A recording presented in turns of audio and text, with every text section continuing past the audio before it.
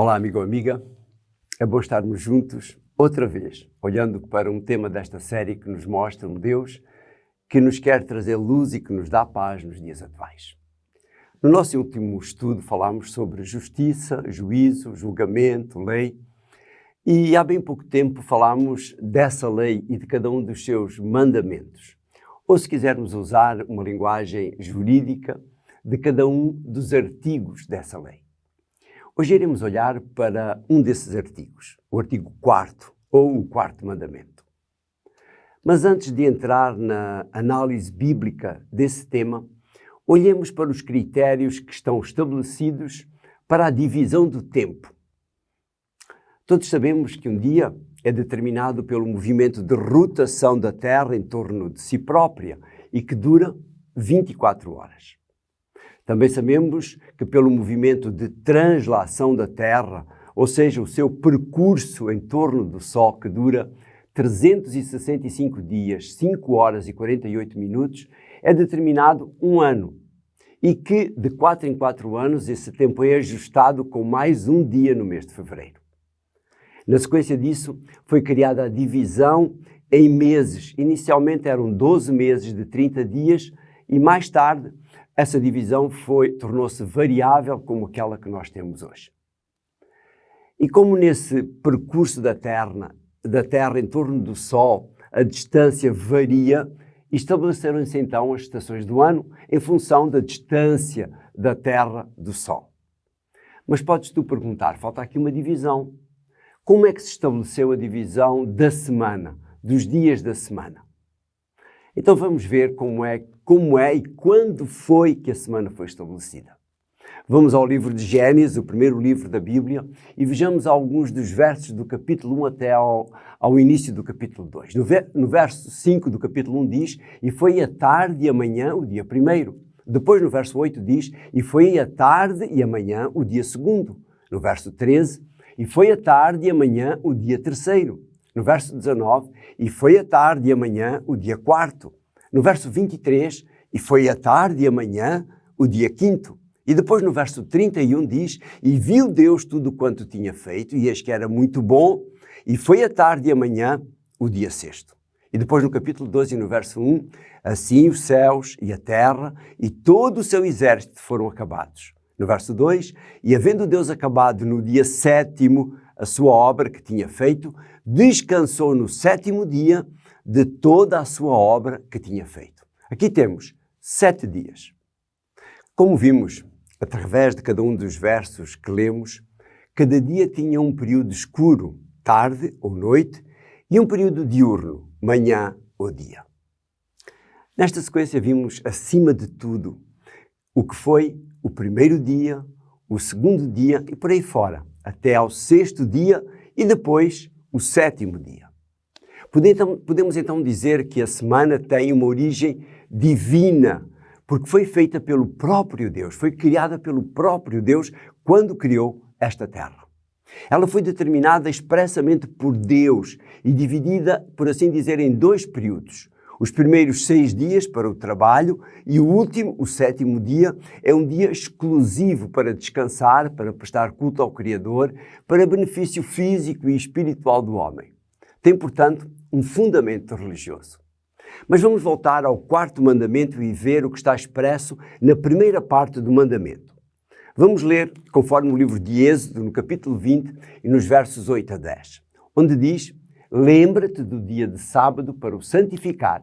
6 dias trabalharás e farás toda a tua obra. O verso 10, mas o 7º dia é o sábado do Senhor, teu Deus. Não farás nenhuma obra, nem tu, nem o teu filho, nem a tua filha, nem o teu servo, nem a tua serva, nem o teu animal, nem o teu estrangeiro que está dentro das tuas portas. Vamos agora voltar a Gênesis e vamos reconfirmar em quantos dias literais, Deus criou a nossa terra. Vamos voltar a ler o verso 31 do capítulo 1 e o verso 1 do capítulo 2, onde diz, e viu Deus tudo o que tinha feito, e eis que era muito bom. E agora? E foi a tarde e a manhã o dia sexto. Depois no capítulo 2 já, e no verso 1 diz, assim os céus e a terra e todo o seu exército foram acabados. O texto inspirado diz que os céus e a terra foram terminados no sexto dia, ou seja, Deus concluiu toda a sua obra em 6 dias. Depois de ter terminado a sua obra criadora, Deus criou mais qualquer coisa. Não uma coisa material, como as que tinha criado nos outros dias, que tinha criado até ao sexto dia, mas criou mais um dia na semana. E para que foi que Deus criou este dia mais? Perguntamos nós. Vamos voltar ao início do capítulo 2, vamos voltar ao mesmo texto que já vimos há bocado e vamos ver os versos 1, 2 e 3. E diz, assim os céus e a terra e todo o seu exército foram acabados.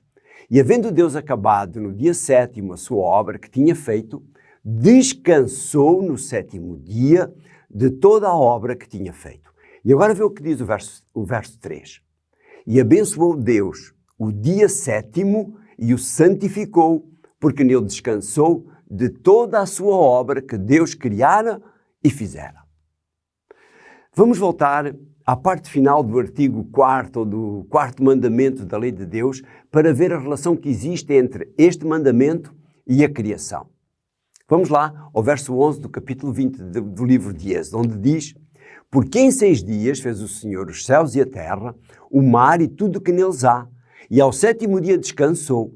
Portanto, abençoou o Senhor o dia do sábado, portanto, 7º dia, e o sábado, e o santificou. Ao terminar a criação, Deus estabeleceu este dia como um dia separado para o descanso. E é isso mesmo que Ele reforça na sua lei, para que isso nos lembre que o verdadeiro dia de repouso é tão antigo quanto o planeta Terra. E foi estabelecido pela mesma pessoa que criou todas as coisas, Deus. Deus sabia que a tendência humana é esquecer as suas ordens, as suas leis. E muitas vezes estamos preocupados em criar, em conservar coisas. Por isso Deus colocou uma expressão interessante no início deste 4º mandamento. Voltemos a essa expressão. O verso 8 do capítulo 20 de Êxodo, onde diz: lembra-te do dia de sábado para o santificar. Por outro lado, este lembra-te realça a necessidade de nós reconhecermos Deus como nosso Criador, comemorar a cada sábado a sua criação, aquele que é o nosso Criador, e prestar-lhe o culto divino. Há muitas pessoas que consideram que o sábado é um dia de repouso dado por Deus e que foi dado só aos judeus no momento em que a lei foi dada no Monte Sinai. Vamos ver uma situação, para além daquilo que já vimos em relação à criação, que mostra que os judeus e a humanidade já conheciam esta recomendação da parte de Deus. Vamos voltar ao livro de Êxodo, no capítulo 16 e nos versos 21 a 30. É um texto um pouco longo, mas que nos ajuda a compreender o modo como Deus olha e como Deus olhava e como Deus recomendava o descanso ao sábado. Vamos ver. O verso 21. Eles, pois, o colhiam cada manhã, cada um conforme o que podia comer, porque, aquecendo o sol, derretia-se. Está a falar aqui do maná que Deus dava. E aconteceu que ao 6º dia colheram pão em dobro, 2 gómeres cada um, e todos os príncipes da congregação vieram e contaram-no a Moisés. E agora o verso 23. E ele disse-lhes: isto é o que o Senhor tem dito, amanhã é repouso, o santo sábado do Senhor. O que quiseres cozer no forno, cozeio, o que quiseres cozer em água, cozeio em água, e tudo que subjar, pondo em guarda para vós até amanhã. E guardaram-no até pela manhã, como Moisés tinha ordenado, e não cheirou mal, nem nele houve algum bicho. E depois o verso 25. Então disse Moisés: comei-o hoje, porquanto hoje é o sábado do Senhor, hoje não o achareis no campo. O verso 26. 6 dias o colhereis, mas ao 7º dia é o sábado, nele não haverá. O verso 27. E aconteceu que ao 7º dia, que alguns do povo saíram a colher, mas não o acharam. Então disse o Senhor a Moisés: até quando recusareis guardar os meus mandamentos e as minhas leis? Vede, visto que o Senhor vos deu o sábado, por isso ele no 6º dia vos dá pão para 2 dias. Cada um fique no seu lugar, que ninguém saia do seu lugar no 7º dia. E o verso 30, para acabar, assim repousou o povo no 7º dia. Reparaste? O próprio Deus deixava de enviar o maná ao sábado para que as pessoas não fossem apanhar, não fossem trabalhar colhendo o maná. E fazia o milagre de o conservar durante 2 dias, aquilo que era apanhado na sexta-feira e que não se estragava como acontecia nos outros dias. Vamos agora avançar no tempo e chegarmos ao momento em que Jesus viveu entre a humanidade. E olhamos para o que Jesus disse em relação ao sábado, referindo, de certo modo, o que estava expresso no momento da sua instituição, quando Deus criou o sábado, e o que estava subjacente a este 4º mandamento. Em Marcos, no capítulo 12, no verso 27, relata palavras do próprio Jesus e diz: "E disse-lhes, o sábado foi feito por causa do homem, e não o homem por causa do sábado." Deus criou o sábado para o nosso bem, por nossa causa, sabendo que nós precisamos de repouso e de relação com Ele, por isso Ele separou este dia. Já houve tentativas de mudar a semana para 10 dias, por exemplo, na Revolução Francesa, o que não funcionou. 7 dias é o momento exato e o descanso no 7º dia. Para além de referir isso, Jesus vivia-o. Lucas, no capítulo 4, no verso 16, diz: "E chegando a Nazaré, onde fora criado, entrou num dia de sábado, segundo o seu costume, na sinagoga e levantou-se para ler." Além de descansar ao sábado, Jesus ia à sinagoga. E a sinagoga era aquilo que chamamos hoje uma igreja, a igreja dos judeus. Continuemos com Jesus e vejamos uma recomendação que ele deu aos seus discípulos e àqueles que o ouviam e que posteriormente iriam ler também, especialmente ao lermos os Evangelhos. Mateus, no capítulo 24, no verso 20, relata estas palavras de Jesus: "E orai para que a vossa fuga não aconteça no inverno nem no sábado." Jesus estava aqui a referir-se à invasão de Jerusalém pelos romanos. Quando nós recorremos à história, verificamos, segundo o próprio historiador Flávio Josefo, que quando a cidade de Jerusalém foi destruída no ano 70, cerca de 40 anos depois de Jesus ter feito esta advertência, nenhum cristão, nenhum seguidor de Jesus foi morto pelas tropas romanas. Por outro lado, este conselho de Jesus significa que Jesus esperava que os seus discípulos continuassem a guardar o sábado, mesmo depois da sua crucifixão. Vamos até ao momento da crucifixão, no relato de Lucas, e vejamos o que fizeram as mulheres que seguiam Jesus depois da sua morte. No capítulo 13, no verso 56, Lucas relata: "E voltando elas, prepararam especiarias e ungüentos, e no sábado repousaram conforme o mandamento." Jesus, conforme o relato bíblico, morreu na sexta-feira, foi colocado na sepultura nessa mesma sexta-feira, e no sábado ninguém foi tratar do embalsamamento de Jesus. Elas descansaram, conforme diz o texto, conforme o mandamento. Qual mandamento? Esse mesmo, o 4º mandamento, o artigo 4º da lei de Deus. Ou seja, a morte de Jesus não anulou o mandamento onde Deus nos diz que nos lembremos de descansar no dia de sábado. Prova disso é a atitude dos seguidores de Jesus após a sua ressurreição e após a sua ascensão ao céu. Vejamos 2 desses exemplos, 2 dos muitos textos que nós encontramos no livro de Atos a respeito disso. Diz, no capítulo 18, no verso 4, "E todos os sábados disputava na sinagoga e convencia a judeus e a gregos." O texto diz que Paulo, todos os sábados, ia à igreja e argumentava com os judeus e com os gregos. Sinal de que havia pessoas de outras nacionalidades, portanto, que continuavam a obedecer ao mandamento, ao 4º mandamento, ao mandamento onde diz que nós devemos observar o dia de sábado como dia de descanso. Outra referência, agora em Filipos, uma cidade situada na fronteira entre a Ásia e a Europa e que está mais concretamente na Grécia.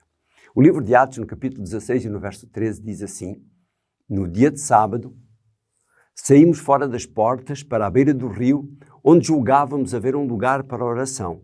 E assentando-nos, falámos às mulheres que ali se ajuntaram. Diz que Paulo se ia encontrar com pessoas que, não tendo uma igreja cristã onde se reunir, portanto estávamos na Grécia, na fronteira com a Ásia, onde, não tendo um lugar para se reunir, elas reuniam-se à beira do rio. Talvez tenha sido o rio Gangites, que é um rio que faz fronteira, para adorar a Deus no dia de sábado. Voemos mais uma vez no tempo e vejamos o que acontecerá na nova terra, a terra renovada, conforme a descrição dada por Deus ao profeta Isaías, no capítulo 66, nos versos 22 e 23.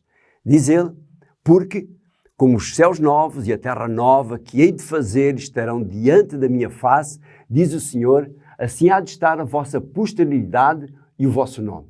E será que desde uma festa de lua nova até outra, e desde um sábado até ao outro, virá toda a carne adorar perante mim, diz o Senhor. Repara que ele refere especificamente o sábado, não qualquer outro dia, o sábado, como referência de dia de adoração a Deus na nova terra. Prezada amiga ou amigo, o sábado foi instituído por Deus para satisfazer a necessidade do homem de se relacionar com Ele. É o dia de adoração, de culto e de comunhão por excelência, reconhecendo assim Deus como o nosso Criador. A Bíblia e a história testemunham de que o povo de Deus no Velho Testamento, o próprio Jesus, conforme vimos, os discípulos e a igreja cristã dos primeiros séculos, adoravam a Deus e tiravam o dia de sábado como dia de culto. Na nova terra, conforme vimos, depois da segunda vinda de Jesus, o sábado continuará a ser o dia de adoração, o dia de culto e de comunhão com Deus, o nosso Criador. Ao adorarmos Deus no dia estabelecido por Ele, descansando das nossas tarefas habituais, dos negócios e de todas as nossas preocupações, dedicando esse tempo à família e a Deus, desfrutaremos da verdadeira felicidade e apropriar-nos-emos das bênçãos prometidas por Deus na sua palavra. Repara nesta promessa, nas palavras inspiradas por Deus ao profeta Isaías, no capítulo 58, nos versos 13 e 14. Se desviares o teu pé do sábado e de fazer a tua vontade no meu santo dia, e se chamares ao sábado deleitoso e santo dia do Senhor, digno de honra, e se o honrares, não seguindo os teus caminhos, nem pretendendo fazer a tua própria vontade, nem falar as tuas próprias palavras, e agora repara o que ele diz: então te deleitarás no Senhor e te farei cavalgar sobre as alturas da terra e te sustentarei com a herança de Jacó, teu pai, porque a boca do Senhor o disse. Eu espero do fundo do meu coração que este estudo te ajude a compreender qual o verdadeiro dia de descanso segundo a vontade de Deus, não dos homens, para cada ser humano. Permite-me terminar com uma oração pedindo a Deus que nos ajude a compreender cada vez melhor a sua palavra e estes assuntos que temos estado a estudar. Ó querido Deus, aqui estamos nós, olhando para a tua palavra, procurando compreender a tua vontade para cada um de nós. Ajuda esta amiga, ajuda este amigo a compreender também a tua vontade, aquilo que tu queres de cada um de nós e, acima de tudo, a fazermos, obedecendo-te, fazermos a tua vontade. Dá-nos a tua bênção, abençoa as nossas famílias, te pedimos em nome de Jesus. Amém.